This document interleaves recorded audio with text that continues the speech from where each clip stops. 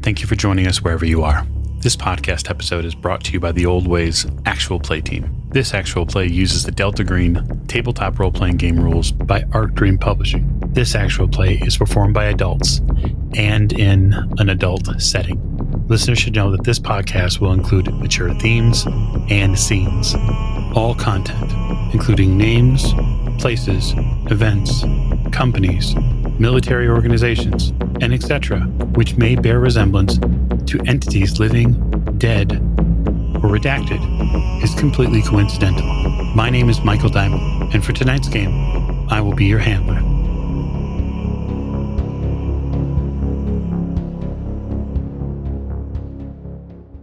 Thank you for joining us again on another episode of the Old Ways Podcast. I am your handler this evening, Michael Diamond, and I welcome you back to OSEL and the grand investigation that they are now on in Red Hook. So at the top of the show, as we like to do, we'd like to thank you, the listener, and especially you, the Patreon supporter. If you'd like, you can check out what we have to offer on patreon.com/the Old Ways Podcast. Subscribe to us on YouTube, as more live fun will shortly be available. And now I'm going to let our agents get through their introductions so they may continue doing the work of Delta Green. To my right. Hey, this is Miranda, and I play Dr. Aaron Weber, and I'm hoping that we get a chance for a good old overnight in a smelly car with coffee and gas station food stakeout outside of this mansion. The nice part about making your own schedule, Dr. Weber, is that if that's what you want, that's what you get. Dr. Weber's right. Hi, I'm your friend Nate, and I'm playing Elliot Winters, Diplomatic Services Special Agent for the U.S. Department of State. There's no end of adventure as a federal investigator as I go to check out some troublesome pipe. Inspecting a pipe is certainly important. Next to Agent Winters.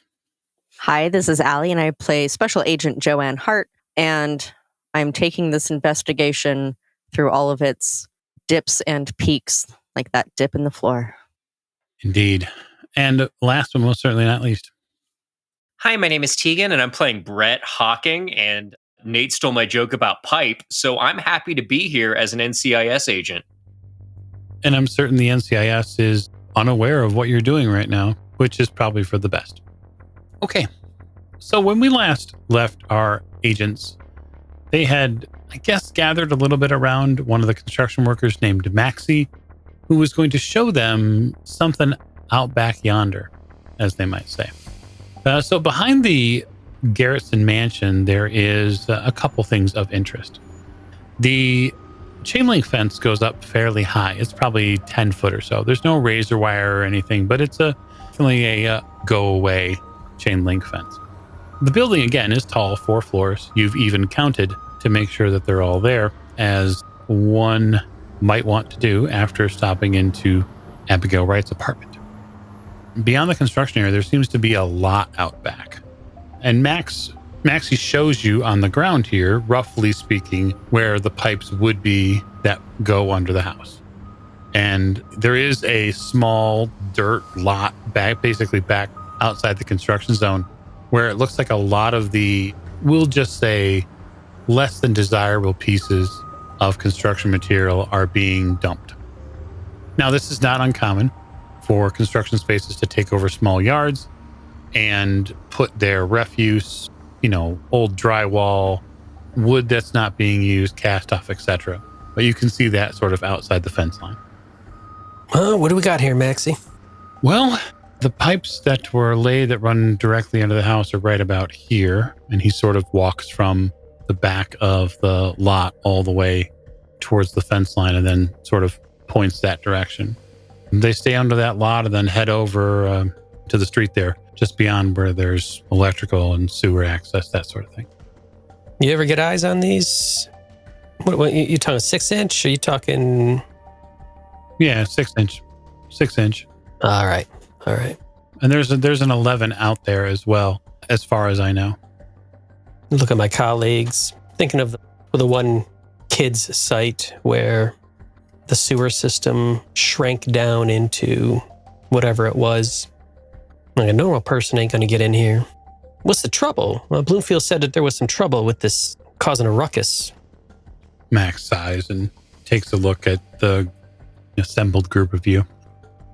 Early in the fall before last, somebody rampaged through our tool locker on the 4th floor. They took about $15,000 worth of tools. Some of the tools got taken, some were other destroyed. It made no sense. I could see stealing some of them, but some of them are specialty tools. You really have to know what you were doing to even sell them worth what you could, right? And yeah, there's people out back there, come around at night, pick through the garbage looking for, I don't know, scrap wire, plastic, stuff that's useful. The police didn't find any sign of a break-in. So I remember hearing Edward talk. The cops think maybe somebody on the crew is doing this. You got any squirrels in here? He very slowly looks around. It's not impossible.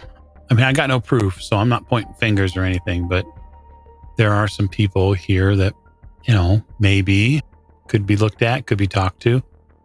Now, would these be folks that maybe are new to the crew, never worked with before, never seen before? No, everybody here we pretty well know. If there was somebody here that I would say has maybe an interest in picking things up and changing speeds, maybe trying to extend their work here, I might look at Gomez. Listen, he's as hardworking as everybody else here, but he knows once this job is up, he's got to head back to Brazil. He's only here on a work visa. I'm going to nod, and then I'm going to wander off towards the pipes and sort of leave the other three with Maxie. Okay. Hey, I was just thinking, Maxie, if someone's stealing that much worth of tools, they're probably pawning them off, selling them off, doing something with them, don't you think? Yeah, that's what I thought at first, absolutely. And so, of course, we ran around on the weekends checking pawn shops and stuff like that. We didn't find a single thing like that. We even talked to 3 or 4 of those places around here and said, hey, listen, if any tools show up that look like this, give us a holler. We just want to know who's trying to sell them. They never showed. These guys have worked other jobs with other peoples. They might just be selling directly to them rather than going through a pawn shop. My thought is, has anyone shown up, I don't know, new work boots, new that stands out lately, been buying lunch, taking you guys out to drink or anything like that, going out on the weekends? He leans in a little bit. He says, not everybody here is free of all sorts of struggles. You know what I mean? Yeah. Someone need to maybe fund some habits, or... He looks around a little bit like he's uncomfortable. Maybe. Could be a lot of things. I like working with her just fine, but everybody on the site here knows that Peggy's been begging for a raise for a long time. She's also known to talk a lot. Oh, yeah. Just between us, I know that she's had a lot of long talks with Mr. Bloomfield after hours. Oh, long talks? I'm not saying anything. I'm just saying I know that I'm kind of usually the last guy out at night. And there have been a couple nights in the past couple months that, Peggy's going over plans with Mr. Bloomfield in the trailer. And maybe nothing's happening at all, but it looks funny. Well, that's their business, not ours. If that's all they're doing. If things aren't on the up and up, though, and it's setting you guys back, then it becomes a bigger problem. Yeah, I guess maybe talk to her. Oh, yeah. Well, it sounds like if she likes to talk as much as you say, she's will probably be a giving fountain of information. Again, she works hard enough to keep her paycheck, that's for sure. Oh, yeah, that's neither here nor there. We don't really have a whole lot of slouches here except Gene. Every crew's got one. He smiles. Oh, yeah, absolutely, absolutely. You've been more than helpful, Maxie, honestly. I think we can't thank you enough for how much information you've given us. Yeah, and I should probably get back to work. Yeah, do you mind if we poke around a little bit? I will try to stay out of trouble. We just want to, if we just peek at some stuff. No, feel free. Just probably about an hour or so, those sandwiches will be here, so you won't want to miss the local deli. Oh, fantastic. He nods and heads back towards the work site. All right, so does he kind of head off then? Mm-hmm. He does. He leaves the group of you. What are you thinking, Hart Hawking? I'm thinking that sandwich sounds pretty good. Hart, did you guys find out, as we just kind of jumped in late on the tour, did you find out anything good while we were waiting in the car? Well, one of the things that we were told by Maxie up there is that they filled in the basement. So there's nothing that we can, at least as everything appears to be, access anything subterranean. Now, I don't know how far conspiracy-wise we want to go with this, if there is still some sort of access into the basement that they're not aware of because the foundation was poured like a year ago. That's enough time for, maybe someone to come in where it is more remote or covered, especially at night, where they might be trying to get access to it again. But obviously, we haven't had time to look around and try to find that. But at least as of right now, the foundation has been poured. There are air pockets, but we don't have any way to get down into the basement where maybe these pipes, and I'm gesturing at, where the open pipes and stuff are, that would lead into that. So if there is anything that... Oh, I'm pretty skinny. I don't think you're, what would we say, 11 inches skinny? These aren't big pipes, right? Like... Well, I didn't know you said air pockets and everything, but, I don't mean to brag, but I can probably fold myself up into a stand-up locker. So, Handler, how big was this divot in the floor? Like across? Nah, I mean, you're talking a few inches, maybe? Right, that's kind of what I figured. Yeah. I do have one thought. I have a couple thoughts. I mean, we can poke around here a little bit more. We can talk to Gomez. We can talk to Peggy. We could sit outside and see who shows up. See, maybe it is just someone trying to slow down the job, but maybe they're trying to slow down the job for a reason. My other thought is, last night I was having some trouble sleeping, and so I turned on the TV and they were replaying the Ghostbusters 2. I don't know if you've seen Ghostbusters 2.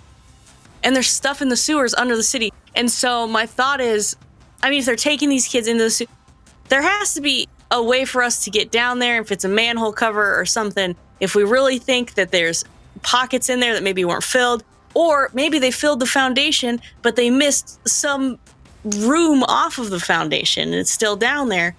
Just a thought. I know that's a wild one. I think all of the other ones are much more reasonable, the talking to these two and staking things out.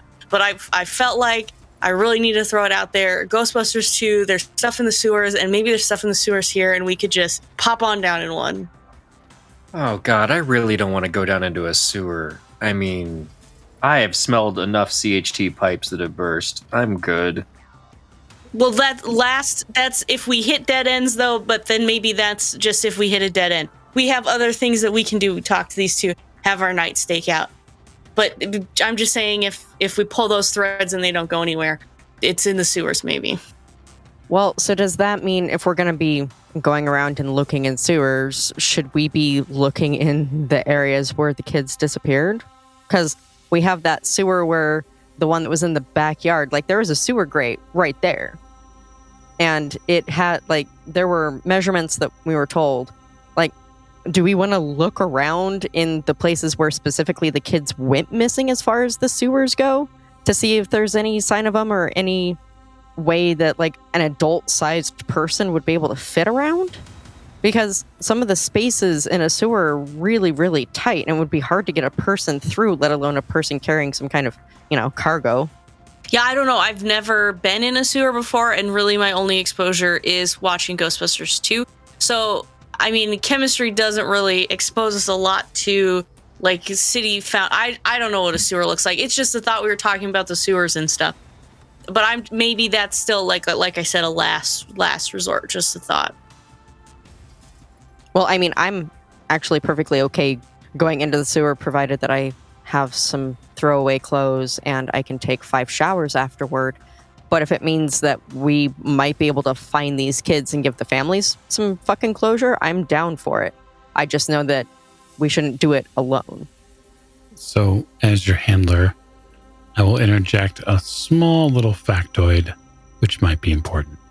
One of the reports from the missing children's case said that the pipe that was nearby was 22 inches wide, Lincoln body or not, no one here is going to fit into that pipe properly. I'm all for you trying, but I'm just, as your handler, going to say that that'd be a stretch.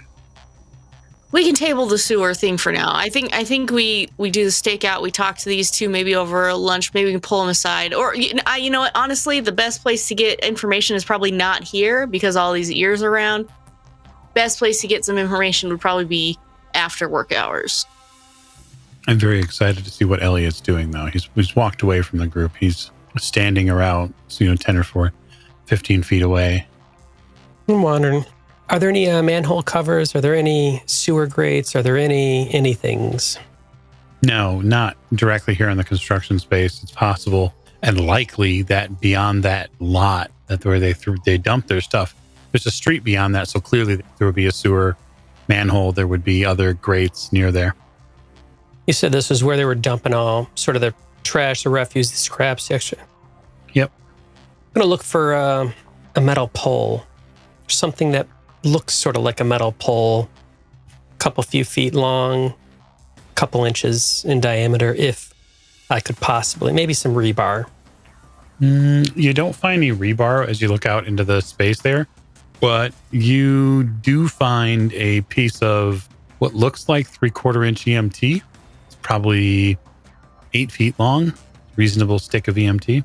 Not the most sturdiest stuff, but 3/4 of an inch is strong enough.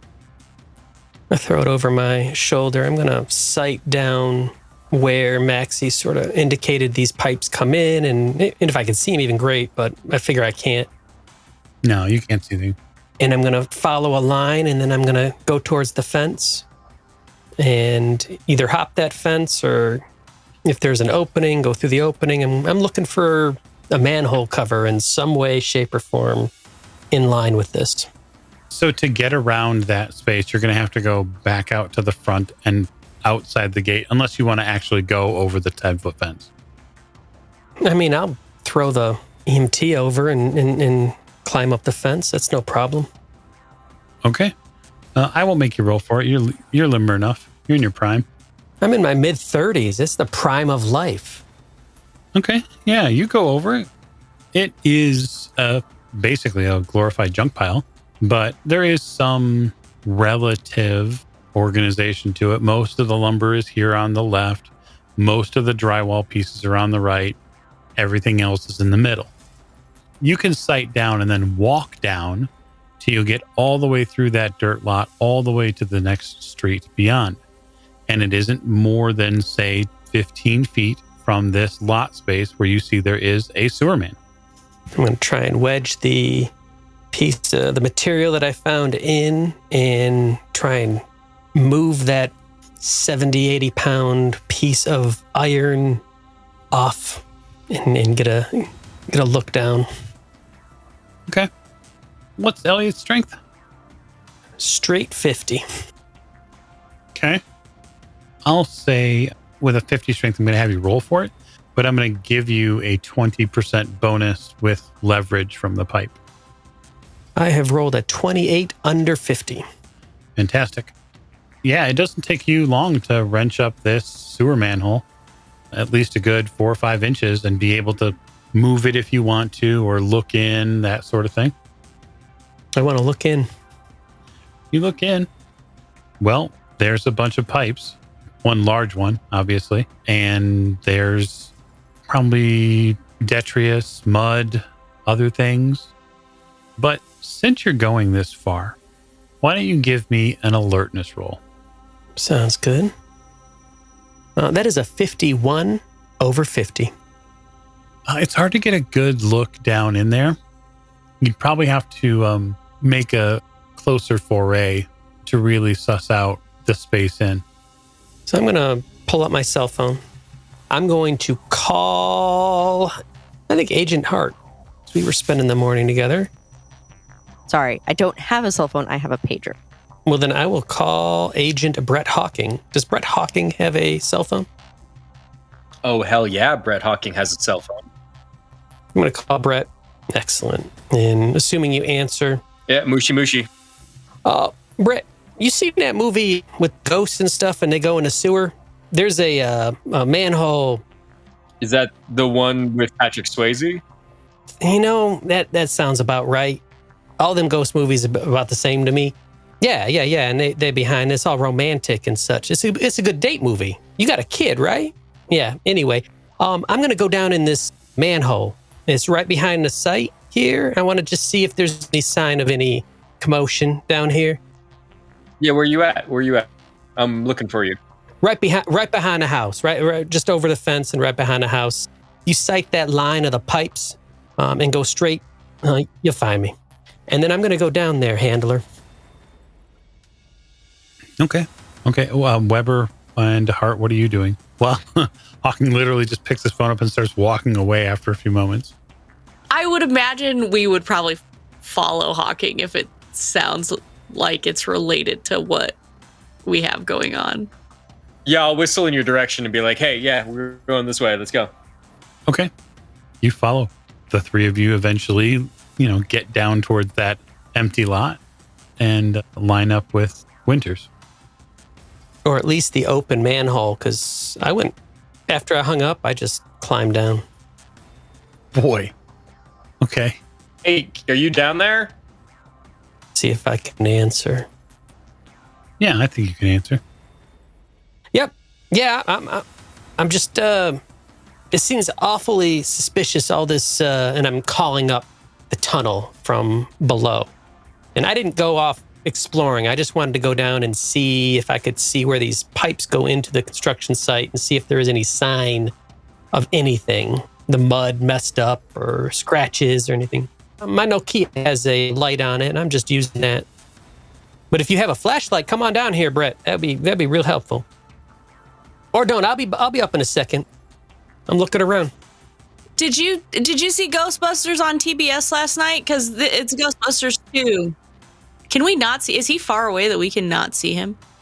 So normal manholes are typically 4 to 5 feet deep, right? They're wide enough for the average person to fit through. If it was a more shallow manhole, it'd probably be 2 or 3 feet deep, but given the space that we're working with, a regular 4 or 5 feet deep manhole.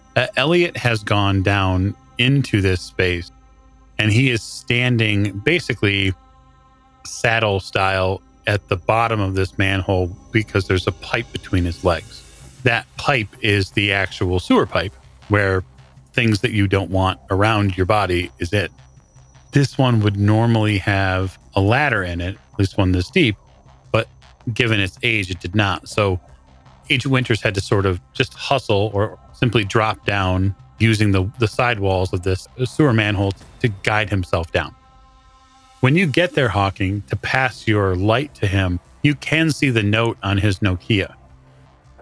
Okay, well, I'm going to get my suit dirty. I'm going to lay on the ground and try to pass him down that light then. Okay. And take a look in there. But I'm not going in that hole unless somebody asks me to, and I have to do it to look cool. Okay. You lay down and get your light towards him. Elliot, you can see that light clear as day now that it's on, coming down towards you. Yeah, drop it. I'll catch it. Bloop. I caught it. I update the group, and then I'm going to play it in the direction of the construction site. And if it looks relatively stable and safe, I'm going to take some steps towards the construction site. Okay. You take some very careful steps towards the construction site. Now that you have a proper light in hand, Agent Winters, you begin to uncover some very curious things. 2 of them.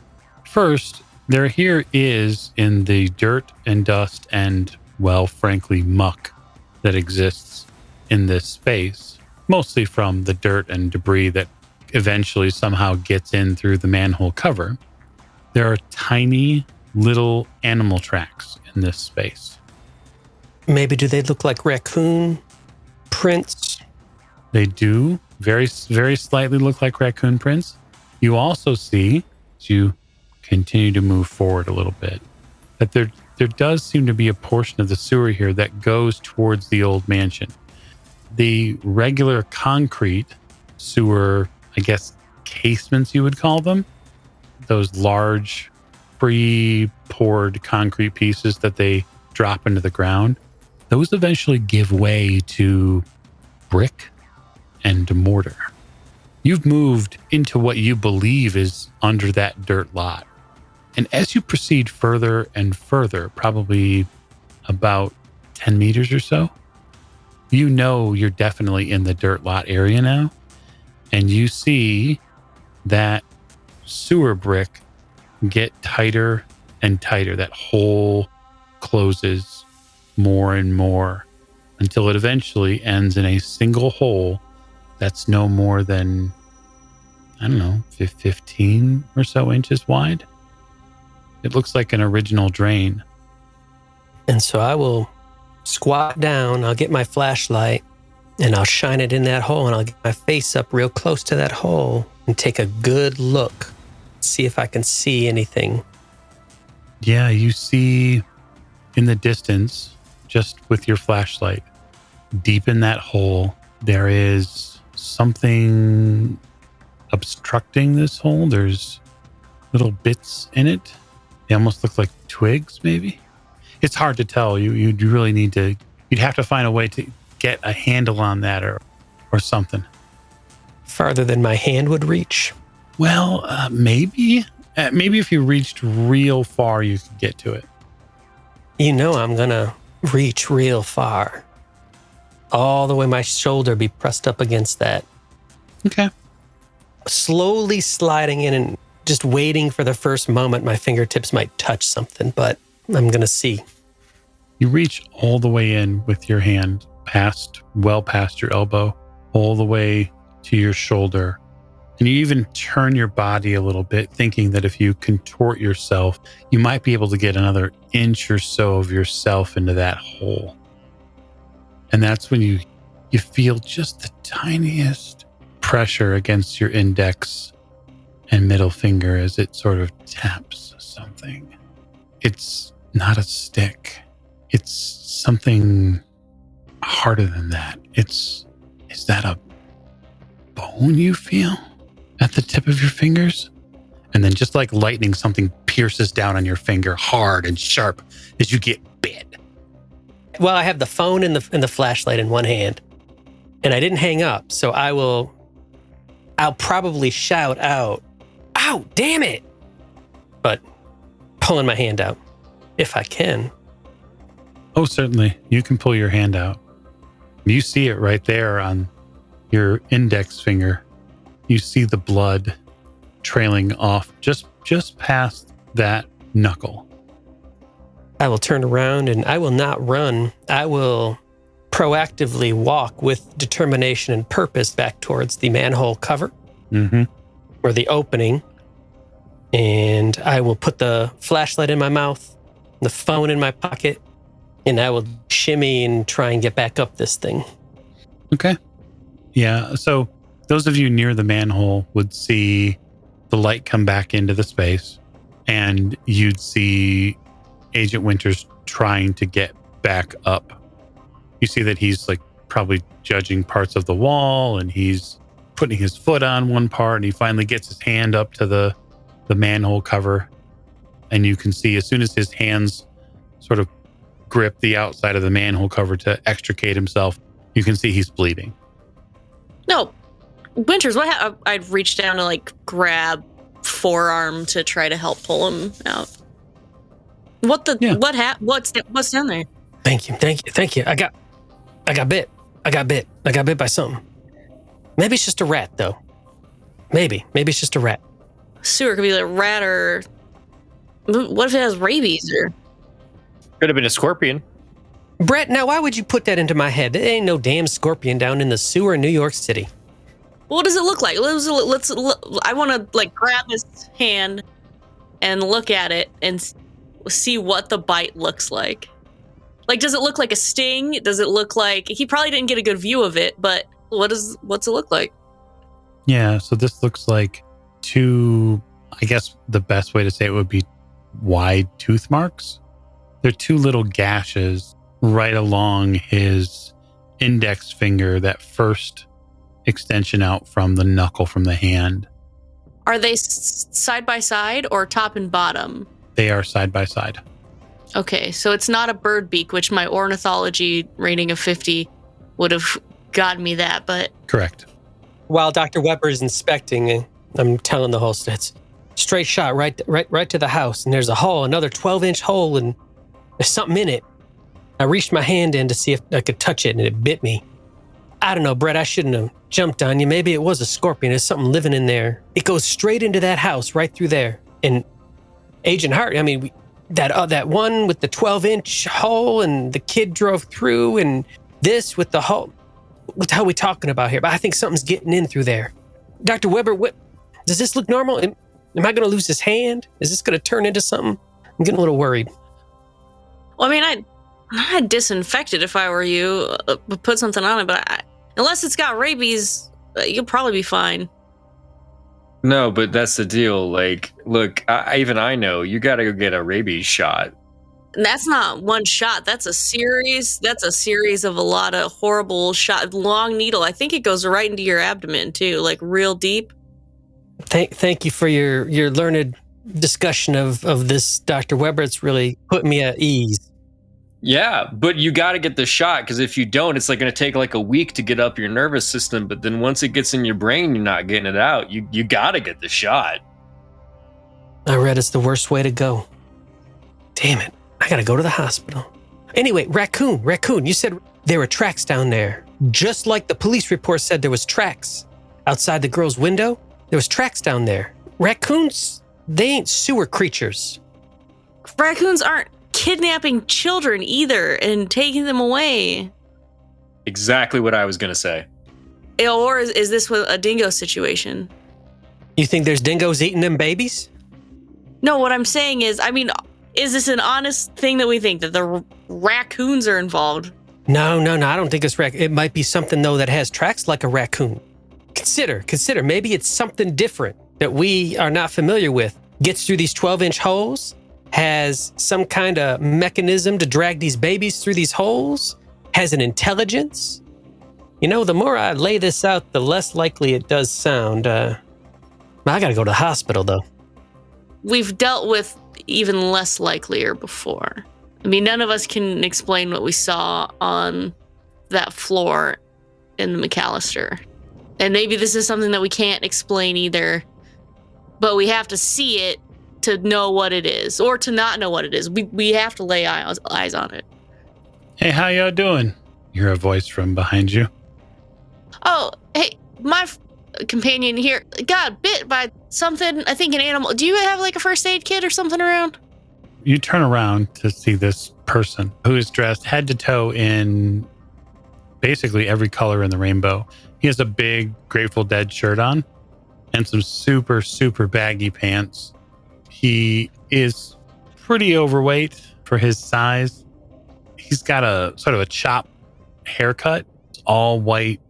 He looks like he's been out in the sun for a good 2 or 3 decades. He's wearing glasses, like sunglasses that are neon green. You all right, man? I'm all right, but I'm going to have to get this checked out. You live around here? Yeah, man. Yeah, I live right over there. He points to like an alleyway. He sort of walks a little closer to the 4 of you. Agent Hart, you get the very strong, sort of almost overpowering body odor that comes with his arrival, plus the light sort of christening of urine in the air. Sort of sits on your nostrils and refuses to go away without punching you in the face 3 or 4 times with the pungent odor. I'll wrinkle my nose a little bit just to kind of like, but maintain as much composure as I can. You are really brave going down there, man. Brave or stupid, I don't. It's probably more one than the other. But why you say that? Why you say that? You seen something? Yeah. You bet. My name's Doobie. What's your name? Doobie. It's good to meet you, man. My name's Elliot. Never once have I introduced myself as Eli to you other 3, and never once will I. Just so we're clear. Eli, yeah, man. I ain't seen nothing strange, but my dog Samson won't go near that yard. He doesn't like it at all.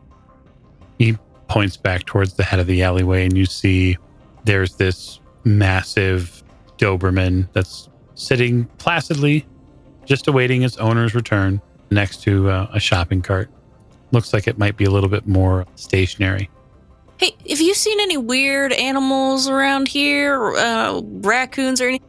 My friend was bit, and I don't know if we're worried about rabies and anything like that down here, but... Oh, man, there's coons all over the place here. They're all over the place. They're big. Some of the biggest raccoons I've ever seen. He reaches into his large baggy pants and withdraws a slim bottle of Mad Dog 2020 and takes a drink. How big would you say? Like, I'll hold my hands out. Like, they this big or bigger? Well, that's about the size of them. I mean, people confuse them for small dogs. I don't get near them anymore because they bite. But yeah, we just found that out. Raccoons the size of small dogs living in the sewers, biting people.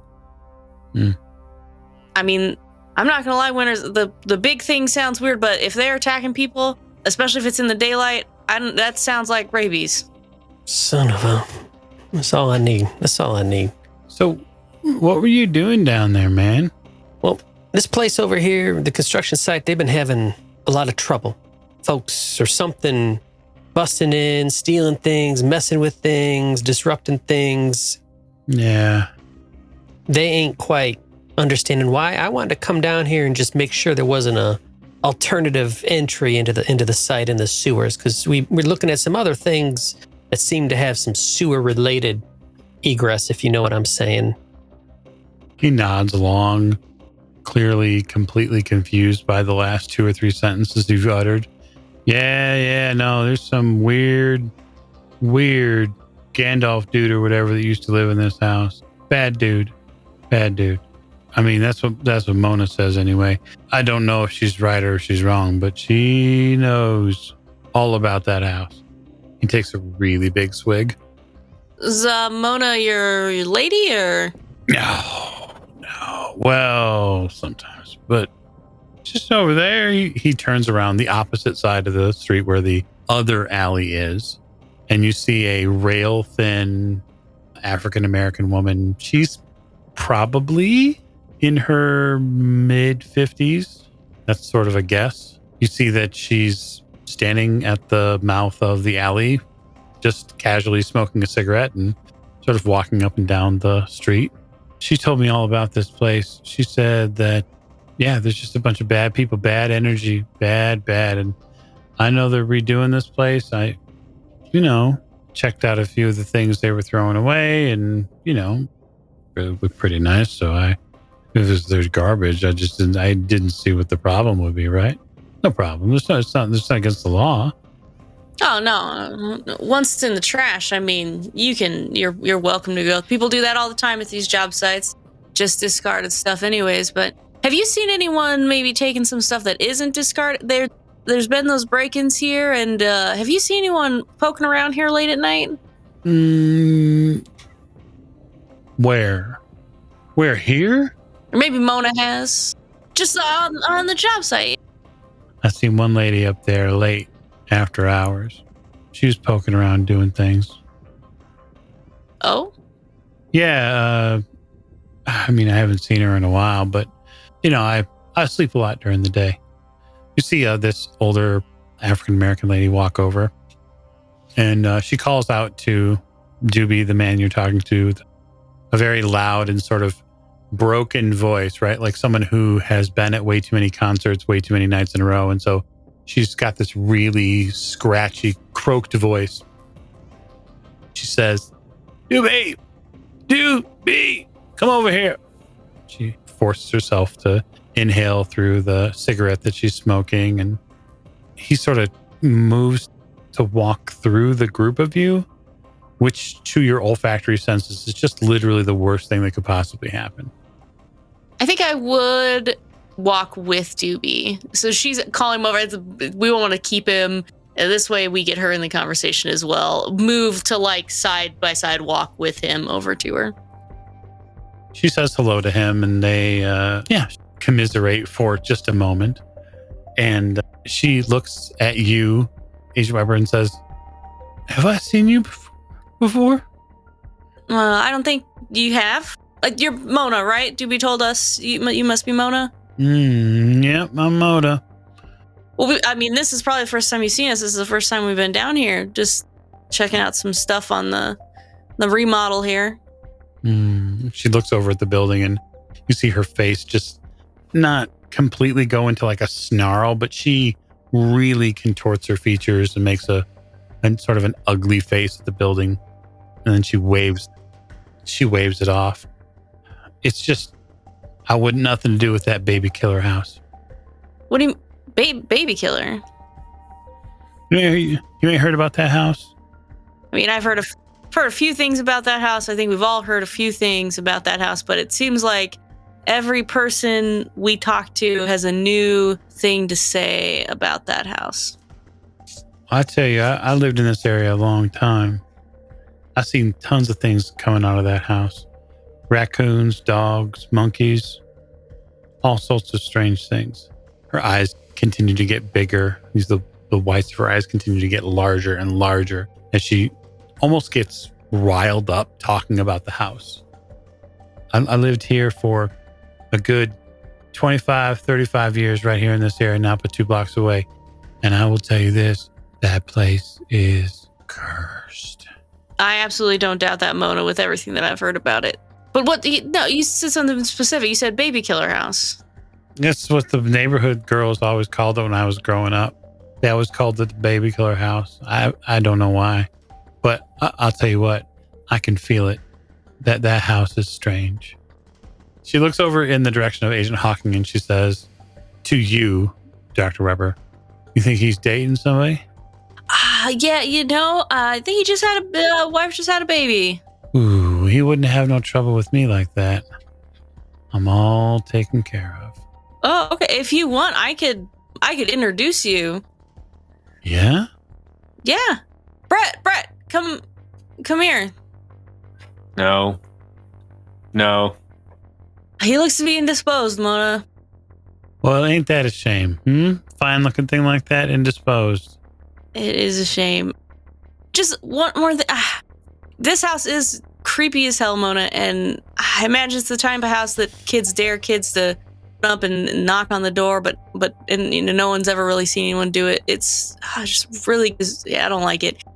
Have you seen anyone poking around here? Anyone weird? Anyone? Monkeys sounds weird. We heard about the big raccoons. Any people poking around here when they shouldn't be? Oh, sure. There's been people on site before when after dark. I see that all the time. I get my exercise here on this block, and I see it all the time. Every once in a while, lady be up there in that house, and she'll be walking around the property. Sometimes you see her in the upper window, just walking around. I've seen her with a fella up there. Do you think you could give us a description of her? She's a white lady. Y'all look the same. I agree. Does she look old-timey, kind of, Mona? No. She's got short hair. I think she's blonde. It's mostly dark. I don't normally see it. Just all this talk about this house made me think. Right, my mind jumped to maybe it's a ghost, but I'm not gonna lie, that's exactly where it went, Mona. You know what? I was at the bar down the street. They had Ghostbusters 2 on the television the other night.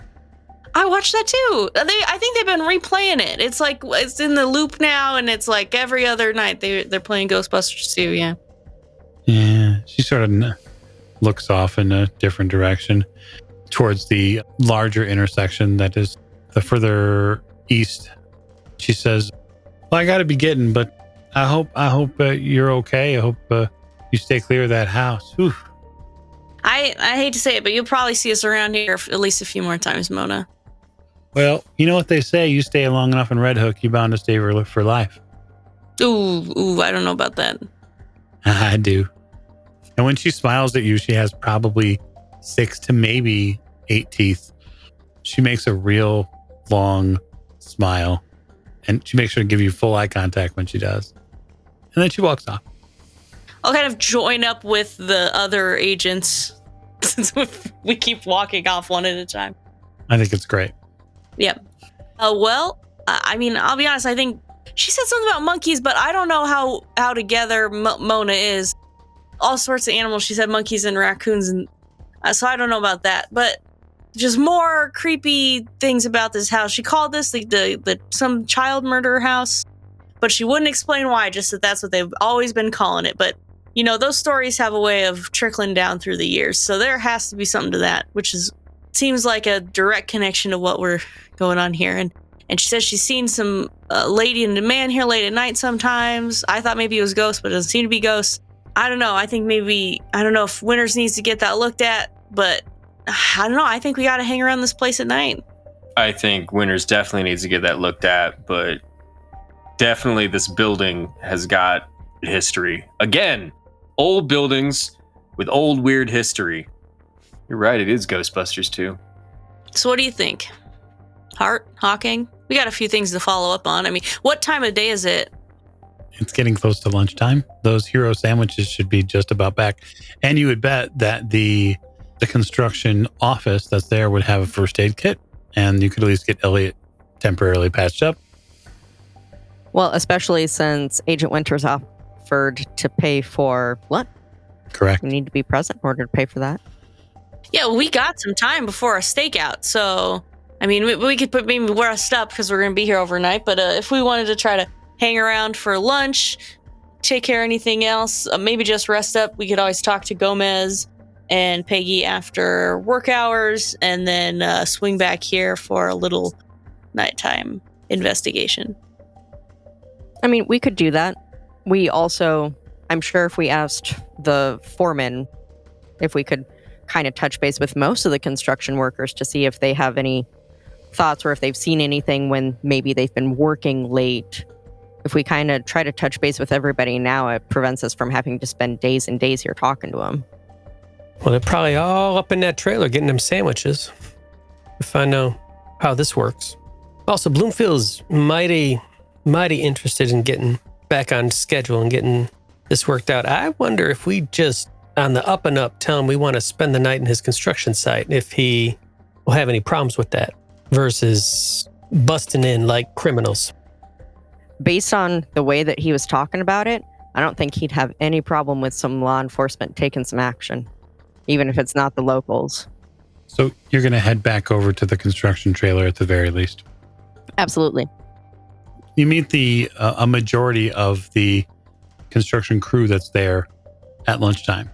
So a delivery driver arrives with a big cardboard box full of all of these hero sandwiches, these massive sort of submarine sandwiches. And Maxie wasn't wrong. This is definitely a place that you want to get a sandwich from. You get really fresh baked bread. The deli meat here is sliced very well. All of the sandwiches, all of your sandwiches anyways, are pretty tasty. It gives you an opportunity to get your finger looked at, Winters, which beyond the little bite really isn't terribly, it's not a war wound by any means, but you do get it bandaged up. And it does give you an opportunity as well to put eyes on all of the rest of the people here. You see this shorter haired woman again, who was Peggy, the one Maxie was talking to when you guys were first there. The next person that comes up to this sort of lunch chow line is a guy that Bloomfield refers to as Gene. And Gene seems to take his sandwich and then go to his car. He doesn't stay with the rest of the people here. Peter is next. So you guys meet, for those of you who are around anyways, or at least available, meet Peter Platt. He is, I think I want to give alertness rolls to everybody when Peter Platt arrives. 80 over 60. My stint in the sewer really opened my eyes. I got a 1 out of 50. Oh, fantastic. I have some fun information for you then. I am on the opposite side of the spectrum, and I rolled a 97 over 50. I lucked out. I have a 22 under 40. Oh, okay. So doubles and under. That is good. Although it is not as good as Elliot's roll. Yeah, that one is going to pay dividends. So I'll tell you, Agent Hart, he seems to walk with a little bit of either a limp or a strange sort of stride. It is different. It's a little strange. It puts your radar up when you see him walk through the site. Elliot, you know exactly what Peter's issue is. Peter likely drinks on the job. Not only is his walk funny, but when he passes you by, you smell vodka. And it's cheap vodka, for sure. The next woman that shows up, Bloomfield calls her Martinez, and it definitely seems like they are friends. And for the moment, that's all you see. There are some people still working. Bloomfield looks at the four of you and then looks to you, Winters. Your cut going to be okay? Yeah, it should be fine. It should be fine. Just a little dumb decision that I made. Bloomfield, you got any white, blonde ladies working the job here? Longish hair? He looks at you a little strange. Is this business or personal? It's business. It's business, Bloomfield. I'm a happily married man. Don't you worry. I'm not trying to move in on any of your crew here. We just talked to some locals, and looks like they have sometimes seen some visitors up in your site. Locals, huh? People out back? People around, yeah. Dr. Weber trusts them, and I trust Dr. Weber. He sort of steps a bit to the side with you and says, we haven't had anybody with long hair in here in a while. You understand, it doesn't fit real well under the hard hat. Peggy had her hair cut about 3 or 4 months ago. Used to be longer then? Yeah, shoulder length and below. And now we'll just say a little bit more construction friendly. Oh yeah, that makes sense. Maxie said that she's a hard worker. She puts in a lot of hours. Yep. Do some overtime, maybe? Oh, some of the people here do overtime, yeah. She ever stay into the night? Time cards say that she might stay 7, 8, 9 later. She's done some 10s for me before. We were working on some of the first floor units. It required some overtime. I'm not accusing her of anything, Bloomfield. Let's be straight. I'm just, every lead you follow up on, you ask a question. So I don't want to put anything into your head. Now listen, I'm wondering though, we talked to Maxie, talked to some locals, talked to you. This situation here is serious with the disruption. And to our mindset, this feels like someone trying to intentionally slow this down for some reason. And I wonder if you'd be okay with me and Agent Hart and our colleagues having a little stakeout at the site. Law enforcement stakeout at the site, all in the up and up. We'll follow procedures, policy, safety. But we have a hankering to see what this place is like overnight. Would that be all right with you? He sort of looks around a little bit, and then he looks down at the ground and he says, the only thing I'm worried about is the insurance. The insurance is going to cover work when myself and the work site is supposed to be open. And so if we're talking about people being here overnight, I don't know if you'd be covered by insurance. And that might make my boss a little concerned. You know what I mean? Well, how about we consider this a little bit of an extracurricular activity that you don't actually know about? Even though you know about, because you're in charge here, I want you to know about. If that, and we all have insurance. I got health insurance through the U.S. government. We're fine. We don't need any of your insurance, but also anything happens, anything goes awry. We never had this conversation. He chuckles. Oh, I'm sure OSHA would love to hear that. Well, you're a member of law enforcement, and so if you say that you're going to investigate the site, I can't really do anything about that. Sounds right. Yeah. I mean, I could easily get a warrant and go through the courts and judges and stuff, but then it's much more of a ruckus than we actually have to. We ain't got to do any of all that. We can just have a little camp out overnight, check things out. Especially if you get them dates for me, because I do feel like there's some pattern. I got a few of them actually. Yep. Oh, you got them. Wonderful, wonderful. Yeah, he turns over basically a scratch pad of dates to you. Appreciate it. Well, here's and I hand over some cash. Here's money for the heroes. You know, they call these hoagies in other places, and where I grew up, they call them subs. Different names for sandwiches all over. Isn't that funny? It's strange, that's for sure. He chomps into his sandwich and heads back into the office. Return back to the other three, and we're cleared. We're good to go. It does seem that way. So are we all staying overnight? I'm definitely staying overnight. I really want to stake out. But if you and Hawking have something else going on, I mean, you don't have to. We should all. That way we both get sleep during the night. We can break it up in half. But I mean, it's middle afternoon. We could go rest right now, and then, I mean, I've pulled an all-nighter in my day or two, up late in the lab. I mean, I think we could just. This is yours, Dr. Weber, and I hand her the dates, and you got that planner and them dates and stuff. Oh yeah. This is the pattern of when the disruptions and the alarms and such on a construction site been triggered. So maybe there's some, put that together. I don't know. I think we're all feeling it. This is probably happening on some sort of scheduled pattern. So it sounds like Ocel's going to plan a stakeout. And I like that as a good jumping off point for the next episode. So thank you so much for joining us on the Old Ways podcast as Ocel's adventures in Red Hook continue. Thank you and good night.